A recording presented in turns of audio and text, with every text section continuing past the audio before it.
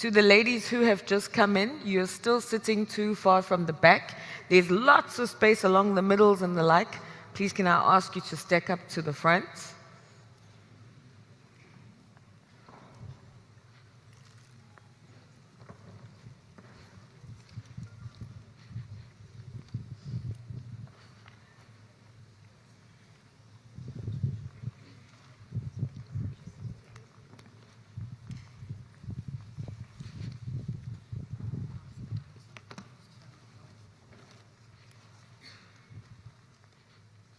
All right, so I'm going to make my way into the light for those who are joining us via live stream.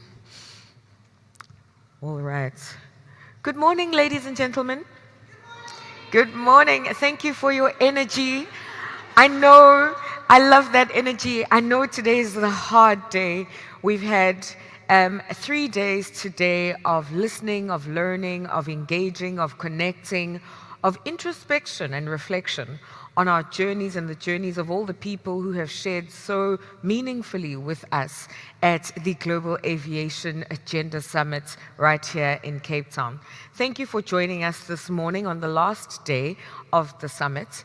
And today we're going to move with speed, with a little bit of agility, because I'd really like us to leave with a sense of what does the future look like on Monday for gender equality as well as equity in the aviation industry when we all hit our desks again. This morning again, I have panels. I have 3 panels coming up for you this morning.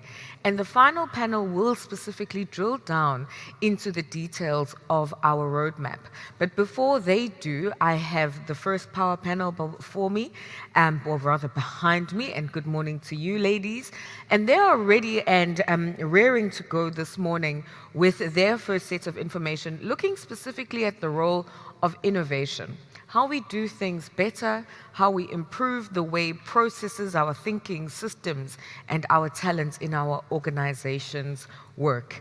I don't think I need to go through too much of the protocol of our events, except to say, keep things coming on social media, keep the questions and your comments coming on the app, and thank you so much to everybody who continues to engage me on that particular platform during the course of this week. I've really enjoyed some of your insights as well as thoughts on different issues.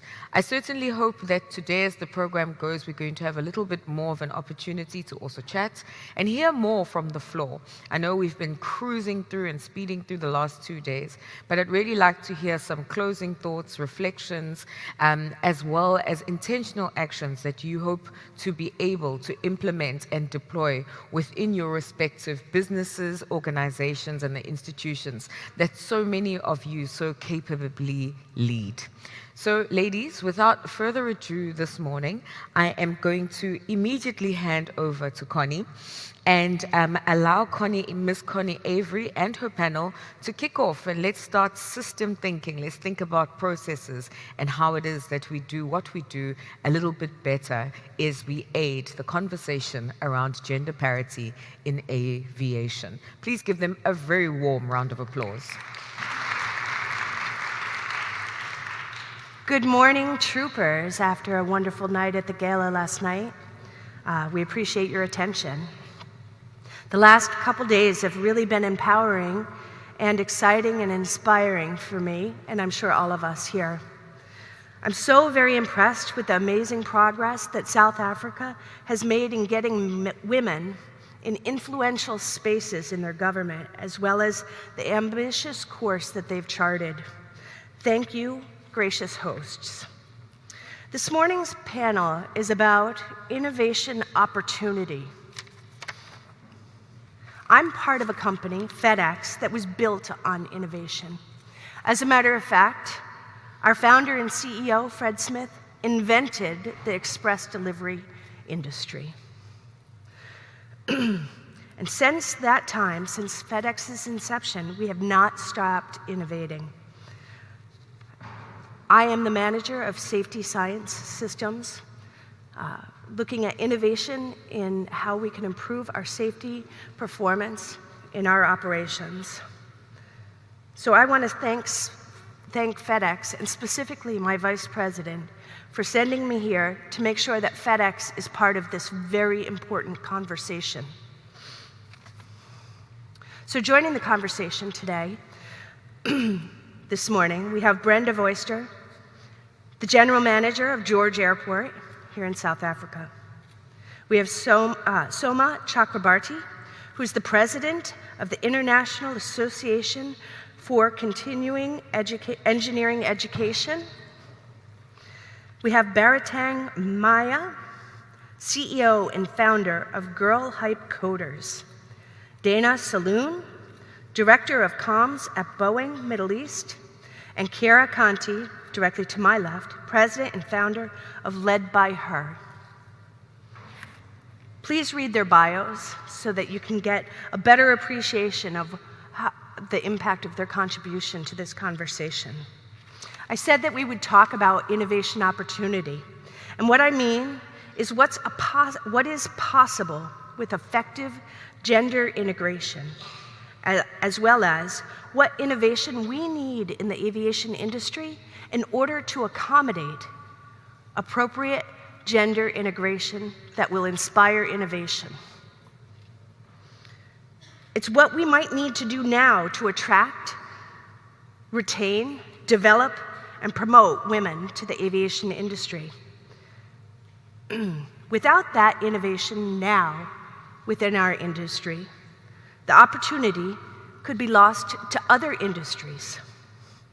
Just as seismic changes inspired out of necessity throughout the Industrial Revolution in our workforce, those seismic changes had to occur in order to accommodate the workforce. And without changes, we may be facing something similar. Our societal systems, our school calendars, our work week, our work day, our 8-hour work day, our gender roles, the division of labor with our domestic duties, they're all rooted in agrarian agriculture societies, the farm life.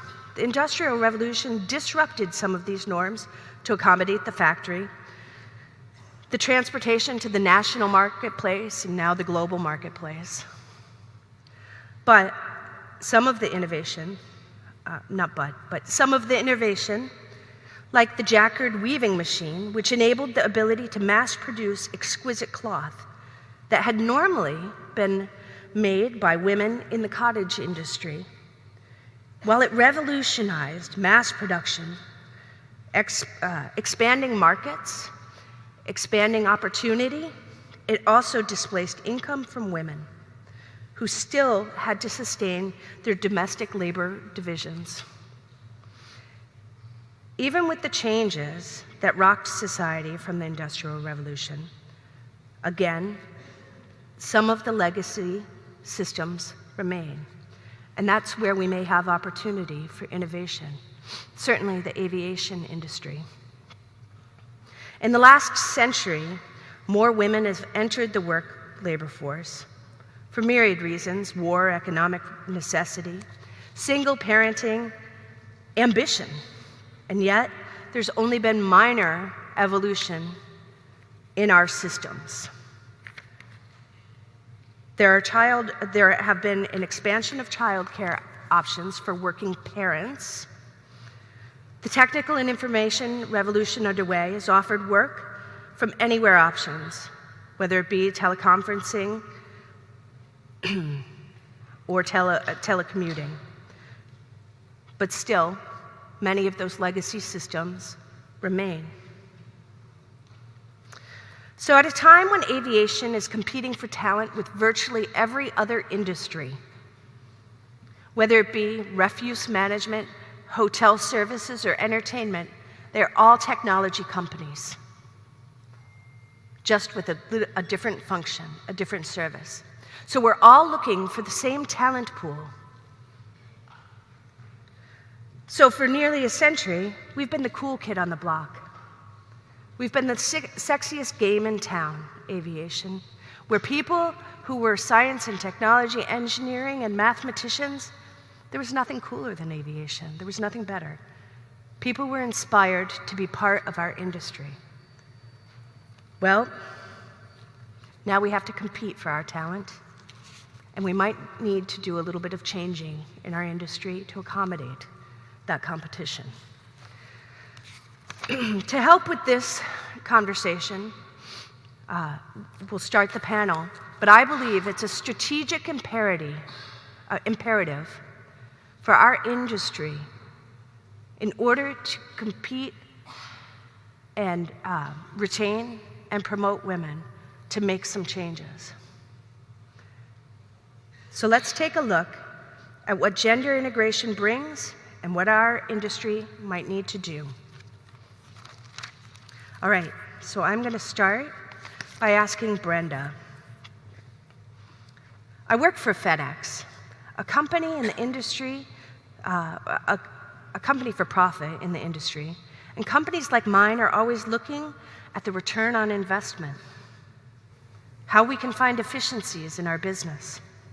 Can you share some of your story that might demonstrate what you as a woman offer that might be different than your male counterpart in terms of innovation and creativity?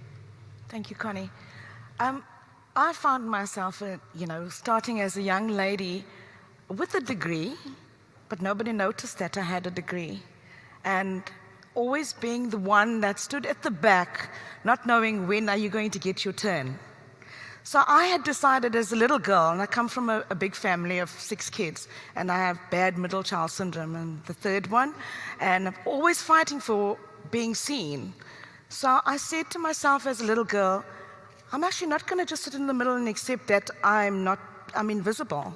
So when I get out there and start working, I'm going to make sure that somebody sees me. And being a short person also, they really don't see you. So you always have to put yourself out there and say, hi, I'm here, can you see me?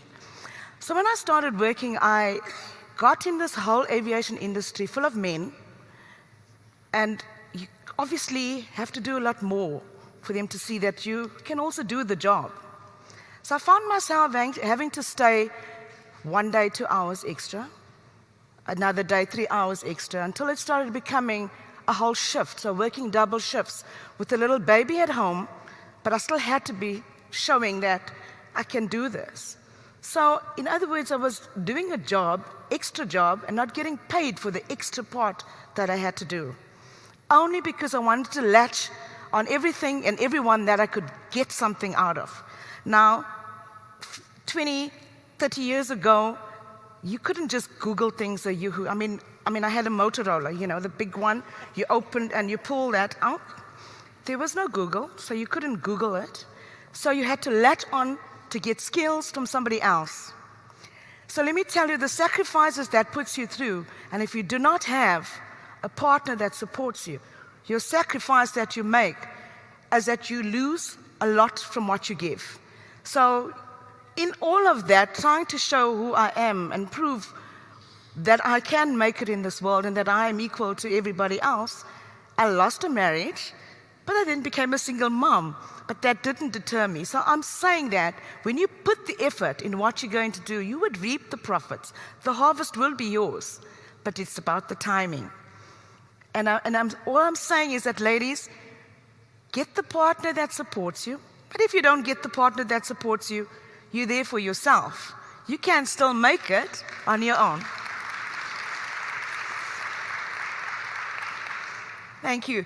The point of the matter that I'm trying to say is probably very primitive innovation, but innovation without any money, but getting the job done. And as a woman, and we all know, sometimes you'd go home and there's nothing to cook. But as a woman, you make a meal for your family with whatever's in the house. So make with the best with what you have and make it happen for yourself. Thank you, Connie. Brenda, that doesn't sound primitive to me. That sounds efficient. Yeah. Kara. Well, I think what's really interesting about what you mentioned is that you sort of struggled because you were ready to fulfill a role, but the social environment around you was not ready for you to fulfill that role. And I think that's what happens because we can empower women individually to reach their full potential, to become CEOs, etc. But if the social environment doesn't support them, then there are other problems that arise. And that's why I think we can't only work on women themselves, but we also have to change the culture around. And I think that companies have a really important role in doing that, because for example, if your company had been more flexible and allowed you to maybe work from home sometimes, or to be more flexible, you wouldn't have had to make those sacrifices. And I think in the workplace that we're moving towards, women are no longer going to have to make that choice, but that they can have it all. And I think that's part of the flexibility that companies are going to need to have to retain the greatest female talent. And secondly, I think companies can also take responsibility in doing other things. For example, if you give paternity leave to fathers, studies have shown that they become more engaged in the upbringing of the child, so that it does not only fall on women. So companies have a really huge role in how we shape society, so that it allows women to reach their full potential and to get those positions that they deserve. And you did it despite everything being against you. Thank you, Kira. That's so, so true. Like I said, that's the innovation opportunity that the aviation industry has. Yes. Moving on, Soma. As an engineering professor, you've seen firsthand how male and female students approach and solve problems differently.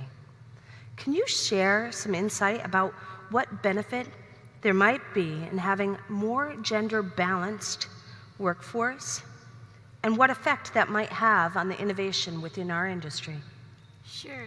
Thank you so much for asking that question. And before I start, I must thank UNESCO for inviting me, and ICAO and SACA for sponsoring and bringing me here to be with you. So thanks to them. I have been a professor a long time ago, and then became an administrator, a researcher also. When I used to teach, that was quite some time ago, and at the middle to end and end of 90s and the beginning of the 2000s, what I have seen is that, and these are mostly undergraduate teaching classes, that both the boys and the girls, if they're put in a group to solve a problem, and I'm not saying that they're solving a problem just on paper. It's in a lab, and these are engineering problems, the design concepts. They're approaching in very different way. And it struck me, and I never thought why it happens or so. Much later, I realized that our brains are wired in different ways, and we see things differently. And if I go back, I remember that when I was a child, and I grew up in India, and it was being a developing country that time, we had only one Lego given to us by someone, to my father, to give it to us. And what I did, I was one of those who fought for the Lego, and I was given dolls. But I told my brother that I want that, and I would solve that Lego build something in a very different way than my brother would approach the problem. Thank goodness my father always said that, let her do what she wants to do. So why it happens is that we see problems different way. I heard yesterday that our brains are, the cognitive abilities are different. Now that doesn't mean that one is bad or one is good. It's just differently we see the things, approach the problems. And the structure of a certain part of the brain is different, and so women, generally, their episodic memories are much better than men, and men are a lot of time are more able to do the numerical problems solving. Now, also, when I taught, I saw that women prefer, the girls that prefer open channel communication, opposite to boys, that they would rather get it done and they will go away. Now, when we approach the problems differently, we see from different sides. What it does is that it eliminates having a blind spot. And which is absolutely necessary in industry. And if I look at aviation or even automobile, I'll give you an example that when I was trying to buy a car recently last year at the end, and I was looking for all the cars where I can fit in. I wanted to buy my favorite brand, which I have been driving all through my life. I couldn't get it because, and I wanted a big car, but I wanted to fit in.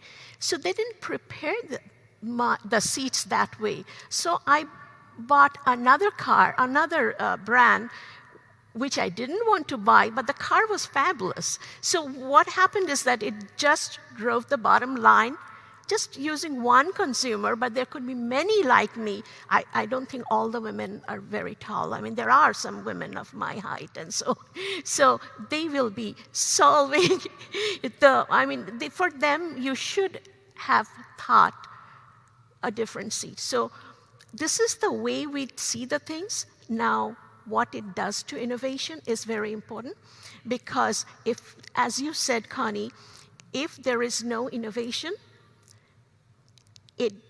the bottom line drops, because then we become standstill. Then we do not change things, and then we become extinct. And it has happened to numerous companies, including companies like Kodak. And we see a number of companies nowadays, they are just vanishing. So we have to change, and we have to see from the different perspective, and especially from the perspective of a woman. So, and seeing from their side, it makes all the difference. Another thing happens is that when we innovate, there is a design thinking process. There is empathy is one of the main element of that innovation process. Women are generally more empathetic. So seeing from their side also gives a better understanding of the problem and solving it. There are numerous studies that this bringing gender diversity, whether it has increased innovation in a company. And there are 4 different, I would say, types of diversities that really make difference in innovation. And one is the industry background, or the background of the person who is engaged in a conversation. One is country of the origin, because our cultural orientation is, it predominantly dominates how we think and how we behave. I know that though I have been in the United States more than half of my life, I still, a part of is from India, and I behave like that. So it does dominate. And third is the career path that I've taken. Whatever I do, I'm still an academic, I think. And then the 4th one is gender diversity. So what it contributes is the process of change in changing the course of a company, especially in the days when the technology changes so fast. So, and finally, I would say that in turn would be reflected in the market share, as well as the net profit. Definitely this gender diversity to innovation to bottom line, there is a correlation in that. That's yes, that's so true. And what's so poignant about what you said, and we saw it yesterday, there's a long list of vanishing industries that are being matched within a long list of emerging industries. But Kiara, I'd like to give you an opportunity to. Yes. So there's a great article that came out in Forbes maybe 1 or 2 years ago called How the Female Brain Can Bring Innovation to Established Industries. And it talks about the same thing, and studies were actually done about this. And somehow it is intuitive, because the way we think is shaped by the way we were brought up, by who we are. And so we have different paradigms through which we analyze problems and we see things. And so when you're in a company, for example, you have men and women, they will see like I said, problems differently. And therefore, they're going to come up with different solutions. And it's actually shown that when you move from about 0 to 30% representation of women in companies, it raises revenue about 15%. Wow. So that's a huge change. And that's because people who think differently can add each one adds value. If you have people who have all the same way of thinking and all have the same background, you're only getting that one single value. So it's not good for your company. And I think that's why a lot of companies, for example, in Europe, have moved towards quotas. Not because they think quotas are great, but because they see that the only way to get this value for their company, and it's not a communications thing, it's a profit thing. The only way to be competitive in the world today is having that difference, and if they don't have quotas, then they won't reach that difference. And I think that's why, that's the reasoning behind that. So I think that's how policy is sort of giving a fast lane to some of these changes that companies need to survive. And I mean, if we look at it, the workforce is changing tremendously. Countries, our economies are changing tremendously, and women are 50% of the workforce. So if we can't integrate their brains, their way of thinking into our operations, we're going to lose out. And we're not going to have the workforce that we need to survive tomorrow and be competitive. So true, Kara. And I know that a 15% increase in our bottom line means a lot to my company, and I'm sure it will to others as well. One other thing that I want to ask you, Kara, before I move on, is when we look at problems differently, I mentioned I'm the manager of safety science for our airline. What do you think that the way looking at problems differently and more innovatively will do to our operational risk? Yeah, I think it's going to reduce risk a lot, and there are ways that studies have looked at how women look at things differently. And one of these ways is that women tend to be more collaborative, so they tend to reach different layers of the company. And that's a really important thing for innovation, because innovation does not always come from the top. Innovation will not come from your managers. Right. Innovation will come from everywhere in your company. If you don't understand that, you're going to lose out in innovation. And I think that women have that talent of integrating and having that collective spirit that is really necessary for innovation and to create the venues for different parts of the company to work together. Thank you so much, Kara. I appreciate your take on all of that. Baratang, in their introduction, I discussed some of our industrial revolution in our workforce and how it affected the workforce.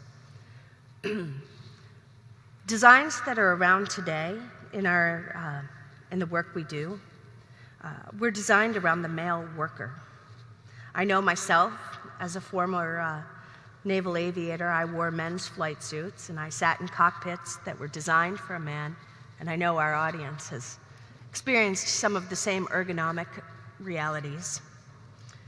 Can you, as a technology innovator, give us your perspective on why you think that it is a strategic imperative, not just for the bottom line today, but for tomorrow and the innovation that we might get, why it's an imperative to get women into these technological fields today?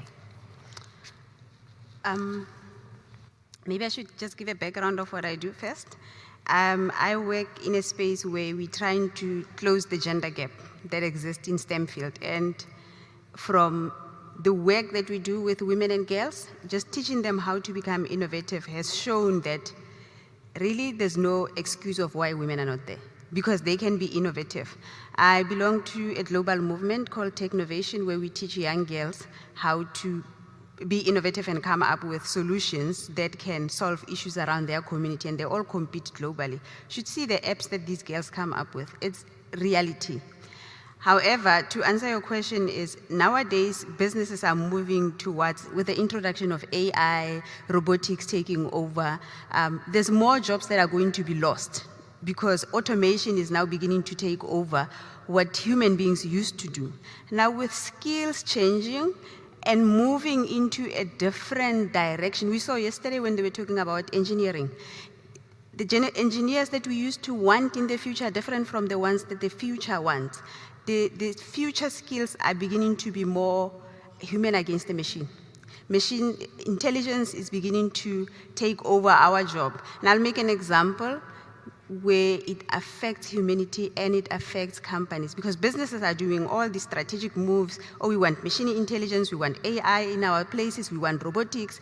But what they're not considering is this machine is taking over our intelligence, and it's taking our stereotypes, our perceptions and ideas, and the way we write algorithms, it comes with the stereotypes. At the moment, most of the people who are in the innovation phase and the final decision maker in the boardrooms are still white and still male, and we need to change that. We need to bring in more diversity in the room. We need to bring in different ideas for products that can solve issues that are affecting all of us in the society. We all know when Microsoft launched AI, Tay, everybody was excited to talk to Tay. I mean, she could solve all your problems. But within 1, 2 or 3 hours, Tay had identified all the racist comments that came out of the people. She had absorbed all that knowledge. And what did she do? She became racist more than anyone else. And that was the information that she was consuming from what we are feeding. So the machine is learning faster than us. Microsoft, Facebook released an AI product now. They literally released a chatbot. Within 1 hour, they had to take it off because that same chatbot consumed what we were telling it. And what it did, as we were chatting with it, it said, "Oh, I hate feminists. They should all burn in hell." They had to take the chatbot out because what machines are doing, they're learning our biasness, our stereotypes, and they're taking it with them. Now we need to bring women, we need to bring diversity into it, and we need to change the way the algorithm is speaking. And that cannot happen unless we change the market itself, unless we bring more women, unless we start realizing that at the same time as these machines are we can't change that. The skills are going to be taken up by machines. Automation is going to do that. We cannot change that. We can only change diversity and reskill our people, because as this happens, people need to be reskilled because some jobs are going to be lost. The World Bank just released the stats now. They say 5 million jobs are going to be lost because they won't exist anymore. We have to reskill our staff and make sure that they don't get lost to other companies, or they don't become, like what they say in the States, lay off. You have to lay off too many people because they don't fit part of the innovative culture. And I think it's up to us as humanity to make sure that machines don't take over. And that can only be done through empathy, understanding that we still own the design thinking. Wow. Baratang, this sounds more urgent than I originally thought. I know that artificial intelligence and machine learning and prescriptive analytics, particularly in the safety realm, are important, and I really appreciate you bringing this to our attention. Also, the other thing that... Go ahead, Baratang. Yeah, the other thing that we need to take into consideration is that our data is at risk. The more the machine learns, the more it knows our information, our data. It can control. Cybersecurity is now... Symantec is saying cybersecurity is not just in the security of a human being anymore. It's beginning to be so machine automated. AI is producing its own apps, its own, because you know how machine works. When you compose something, it then creates its own algorithm. Interdependency.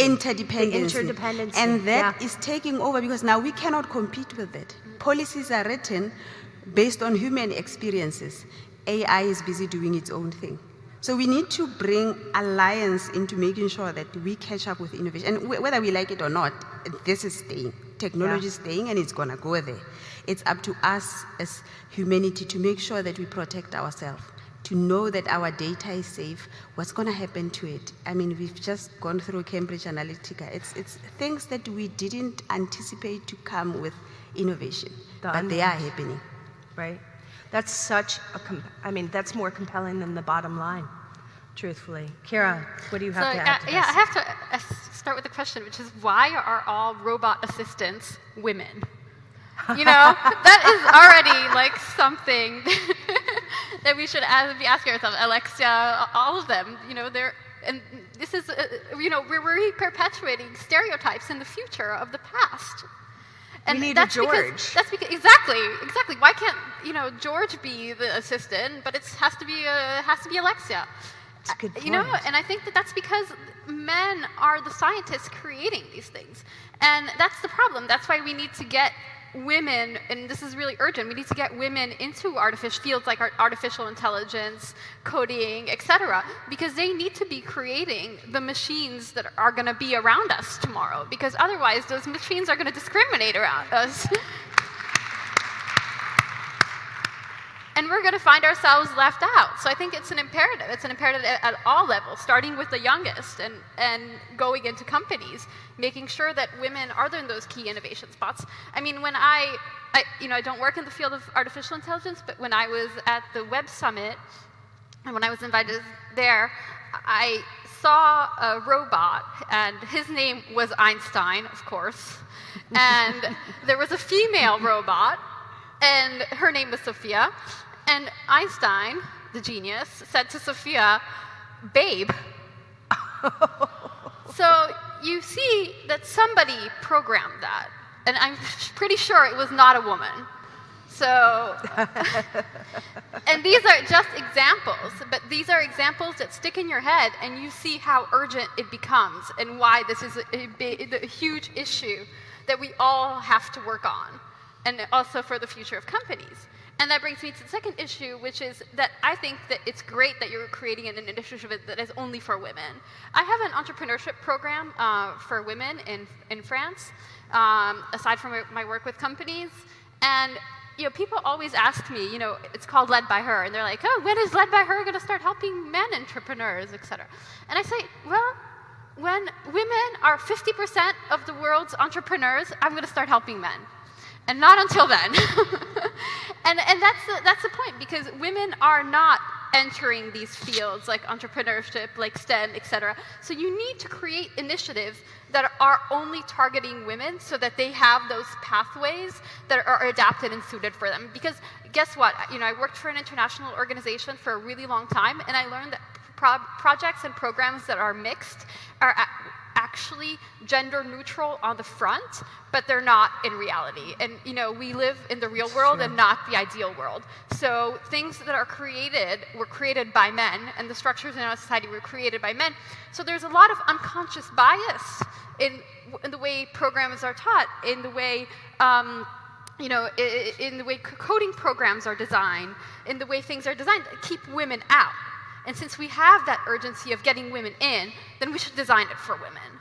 And we should think that that's an imperative in our society right now. And maybe it won't be. Maybe, you know, there won't be organizations like Led by Her or Coding for Girls tomorrow. I hope so. I hope it won't exist, because it won't make a difference if it's a man or a woman. But that's not the world that we're living in today. And that's part of the thousands of years of discrimination that women have undergone, and we have to think that everything, the progress that we have made, has only been in the last 100 years. So women couldn't vote 100 years ago. I mean, how far have we come in the last 125 years? So we can't expect all that change to happen by itself.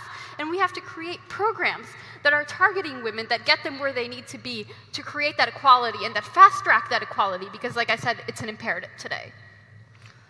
Wow, Kira, thank you. I love your passion. It's contagious. It's contagious. So we've talked about what women have to offer our industry. We've talked about why it's important.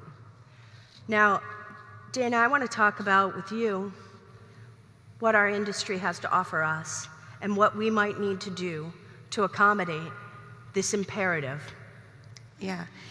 Thank you, Connie. And so I'm going to try to tie in what we've said all along in terms of how can organizations do a better job to create these atmospheres that allow innovation to happen. So we talked about how diversity helps the bottom line, and it was mentioned here, and I also mentioned it in my introductory statements on the first day. But the Boston Consulting Group actually did a study to see how diversity helps with innovation-related revenue. And what they realized was companies that are diverse, that scored high on diversity, 45% of their revenue came, from innovation-related productivity, new ideas, new things. And those that weren't diverse, it was about 26%. So that's like, almost double, which shows why it's really important, right? Because without innovation, we will no longer thrive as an industry. So it's no longer a luxury. We need to do that. But is it enough to just go out and hire a diverse workforce or have 50% women? When they did this study, they actually realized that 91% of the companies actually do have diversity-related programs and gender-related programs, but only 27% of the women actually felt the benefit. So what does that mean? That doesn't mean just bringing in women is just going to be enough to influence change. And I'm privileged and honored to work for a company that takes this very seriously. And I just wanted to highlight 3 key things that we need to do as an organization or as leaders to make sure our organization has the culture that allows innovation to thrive. And the first thing is inclusive leadership. It has to come from the top. As leaders, we need to be inclusive. It's not just tick the box. We really, really need to value, appreciate diversity. Diversity of thought, diversity of gender, diversity of everything, backgrounds, origin, all the stuff that was talked about earlier. And you need to have openness to new ideas. So we need a culture where people can call out, like, this system just isn't working. This system is discriminating. This thought process, or by the way, you realize you have an unconscious bias towards this. If we do not have that open culture where people can speak up, where people are coming in and conforming to a male-dominant culture or a bias culture, it's just not going to work. Things are not going to change. And then, as you heard throughout the last 3 days, is fair employment practices. We need to do that. And we need to have the systems and policies where women feel safe, where women are valued, where they're paid equally. And then, like we brought it up, flex hours is not a gender issue. Families is not a gender issue. This is just a reality. People need families. It's not a woman's issue. We have a place that supports people who want to have families, whether it's male or female. So I think that's really important. That's from the organizational level. From an individual level, I just really want to highlight what we've been talking about the last few years is what we can do is really talk about and realize our subconscious bias. We realized how dangerous it is when it goes unchecked and the impact. And you were talking about coding, and for me, I know there's subconscious bias, but when I saw this study, I really was shocked. So I was reading CNN Tech, and they did this study where women coders and men coders, they did a blind study. And when women's gender was not identified, the acceptance rate of women's code was 78% compared to men who were 74%. Once gender was identified, that number plummeted. That's insane. And so it really is important from an individual level that we continuously check our biases, be aware. And then I just want to highlight a bit of the silver lining in all of this, right? No company can survive without great talent. I mean, there's a shortage, not just of female engineers, there's a shortage of engineers, there's a shortage of pilots, there's a shortage of technicians. So the burden is on the companies to attract the best talent. Boeing's been around for 102 years. We know if we want to be around for the next 100 years, it's our people. We need the best and the brightest people, and we're doing everything we can to attract that people. So for the young folks in the room, you have a choice to pick the companies that match your values. Don't go work for companies that do not have the employment practices, the corporate culture that matches your values. And that's why it's an imperative. Companies no longer have the luxury to decide whether they will do this or not. To survive, they need to attract the best talent. And as consumers, we have a choice. Do not buy products from brands that don't match our values. Do not fly, on airlines or with manufacturers or whatever it is, or companies that do not match our value systems. And you can make a decision from an individual level where you work, who you hang out with, what you buy. We have that power to make that difference. Kara, do you have anything? Yeah, so I think it's really, what you're saying brings up a really great point, which is that we can empower women individually, but if we don't change the culture and if we don't work on creating a culture that allows women to foster, we're simply going to lose them. And this is what is happening in a lot of companies, that even if they get women to join, the women are sort of falling out. And I think there are two types of biases, and this, by the way, is not only an industry. It exists in accelerators and incubators and places of innovation. So don't think that industry is the only place where the problem exists. And basically, the first bias is recruitment bias. So when you have recruitment bias, you don't have enough women candidates. You start with not having enough women candidates. Not enough women's CVs are collected. Not enough women are interviewed. And why does this happen? Well, it's really interesting because I spoke to somebody who's a pilot here yesterday and said, well, why did you become a pilot? And one of the things she said is, I saw that the airline put out a call for women pilots. And I say, so well, works. There are things in our communications that we can change that are very simple to get women to apply, but companies are not doing them. It's not rocket science. But companies are simply just not doing it.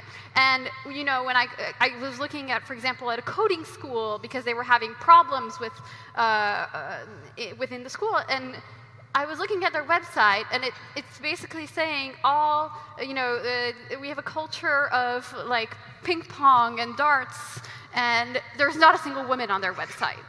Well, guess what? That's not very attractive for women to apply to. So the culture and the environment that we create already says whether women are going to apply or not. And if companies are complaining and saying we only get 10% women applicants, well, look at the information that you're putting out there. And look at how you're treating that information. Look at the fact that women apply if they have 150% of the criteria, and men only apply if they have 60. So make that part of your reflection. And then secondly is the culture bias. So we have cultures. For example, we create a culture of ping pong and darts, of having events really late at night when women usually take care of children.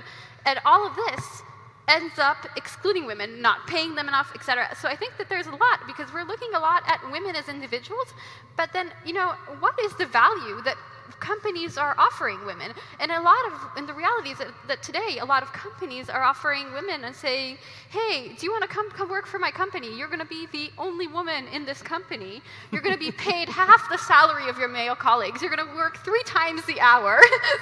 And, you're going to get no maternity leave. And everybody's going to look at you awful if you go on, take a day.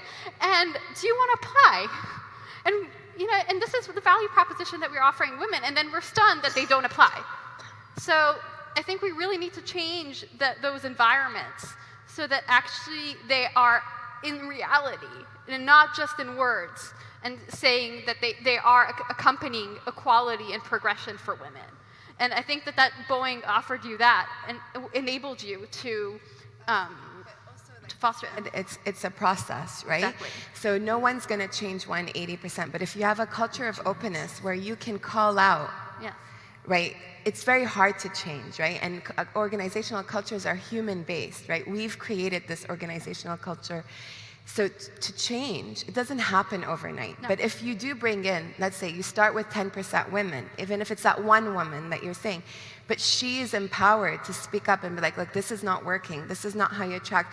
That's how change involves. So we're not saying that don't take a risk, or but if you join an organization that's open to your ideas, that's inclusive, they will get there. The organization will get there. Yeah, so I think that's really important what you're saying, and I think the studies have been done that show that once culture gets to about 30% women, that's when things really start to change for women, and that's when things start to be, women are no longer a minority, and they are part of the overall culture. So you don't get the ping pong and darts and all the men in the photos, etc. So, and I think that what's really important also is I think that things are changing. I was giving a presentation in a really large law firm in France, and I want to say that statistics represent the world of yesterday.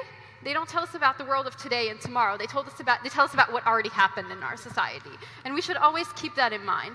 And I was in a room just a few weeks ago, and I was giving a presentation on gender diversity in a law firm, and lawyers don't go to things they don't have to go to. And there were about 60% women and 60% men and 40% women in that room. And that was for the first time in my life. And I've been working on this for 10 years. And I remember when I started in my career, and I used to go tell bankers, you have to include gender in your project because it's important, et cetera. And they used to be like, no, we have imperatives, and it's difficult, et cetera. And I had so much resistance. And now, and it's something that is optional, there are 60% men who come and listen to something about gender diversity and why it's important for the company. That means our mentalities are shifting. Maybe we don't see that in the statistics, but it means that the change is happening.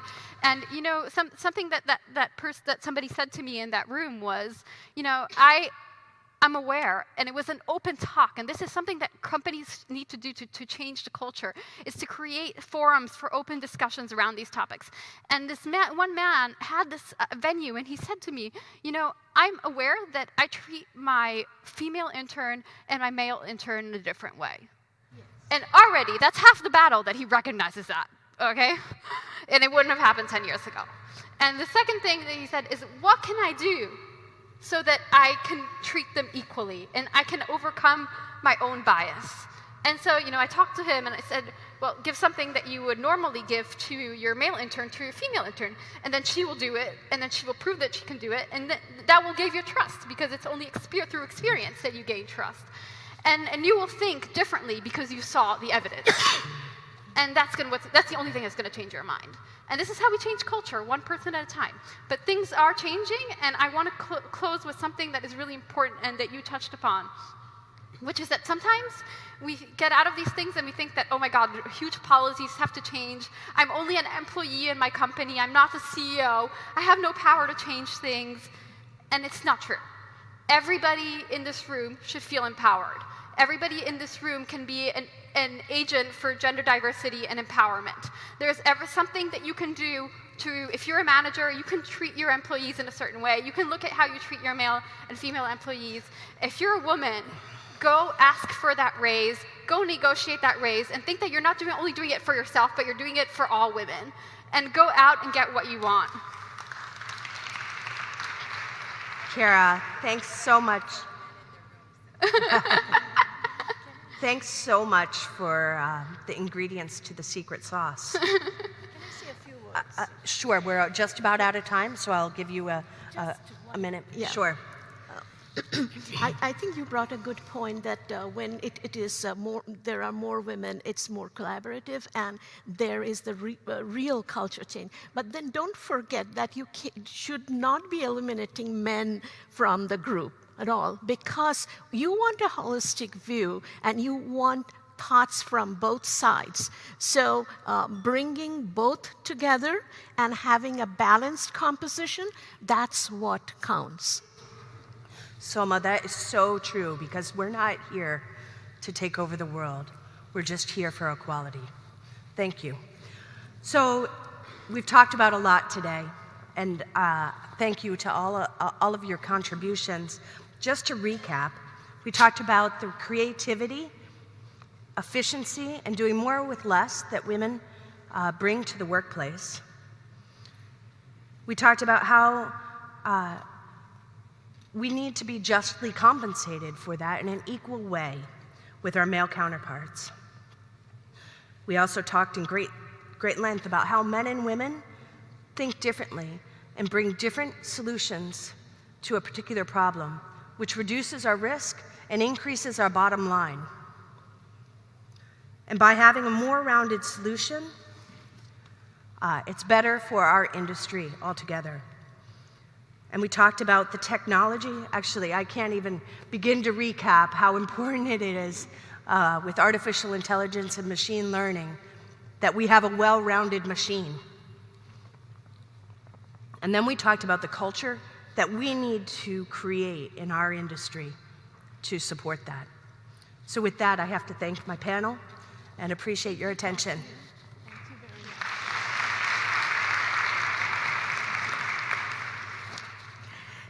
Thank you so much to our very first panel of Day 3 of the Global Aviation Gender Summit. Thank you for leading that panel so ably to Madame Moderator, as well as the insights that have been shared. I think for me, the greatest takeout of what each of you have shared this morning is that as much as there's so much advancement in terms of the direction in which the world is going, innovation simply means taking what we know and beginning to learn a bit more about it and how we implement it into the systems we're in. Also, what I took from it is that we live in a time where the economy of trust is what actually applies. We look at examples of how different economic sectors are changing. Airbnb, Facebook, we look at Uber even. And these are companies built on the premise of assets they don't even own.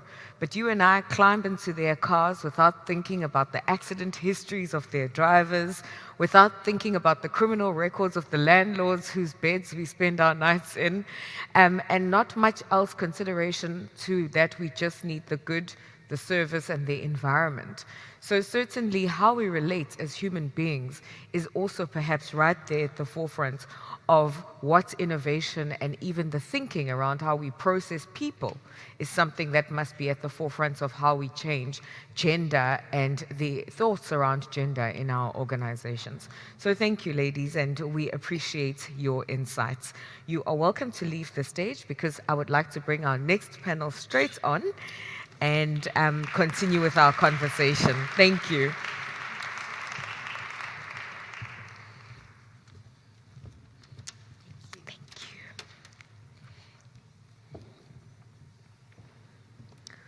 All right, I'm going to give just a few moments for the two panels to swap over. And I know Tilly has already got most of her panel together. And that next panel this morning is going to be looking at the role of partnership as well as collaboration in order to advance the conversation around gender equity and equality in the aviation sector this morning. Whilst the ladies continue with just swapping over their tech in our background, I would like to extend the thanks of the South African Civil Aviation Authority for your attendance last night at the gala dinner. And I certainly hope that each and every one of you enjoyed the festivities of last night, the company, the food, and the entertainment that you enjoyed. There is a short video that the South African Civil Aviation Authority would like us to play, and I'm going to please ask that that video is started.